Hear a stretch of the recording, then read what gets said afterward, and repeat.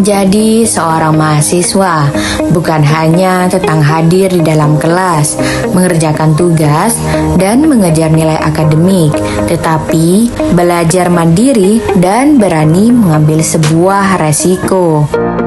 Di tengah padatnya jadwal perkuliahan, seorang mahasiswa teknik berhasil membuktikan bahwa pendidikan dan bisnis dapat berjalan secara beriringan. Berawal dari sebuah keinginan, kini ia berhasil mendirikan sebuah usaha kuliner yang bernama Geprek Legend.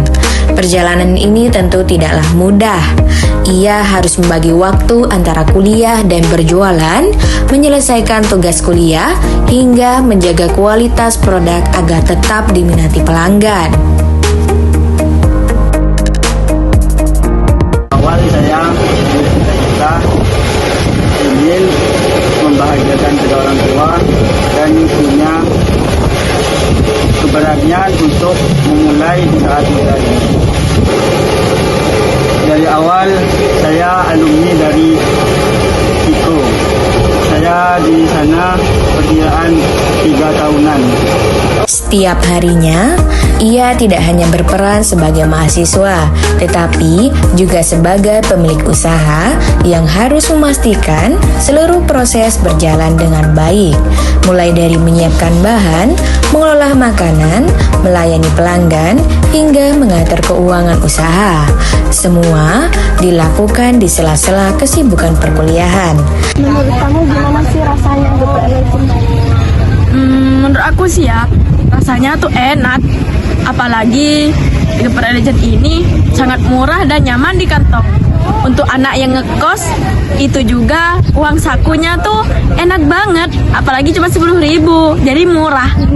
Keberhasilan Geprek Legend ini tidak lepas dari dukungan pelanggan yang terus memberikan kepercayaan, cita rasa yang konsisten, pelayanan yang ramah, dan semangat untuk terus berkembang menjadi kunci dalam mempertahankan usaha di tengah persaingan bisnis kuliner yang semakin ketat. Dari usaha teman saya ini banyak belajar dan terinspirasi dari dia.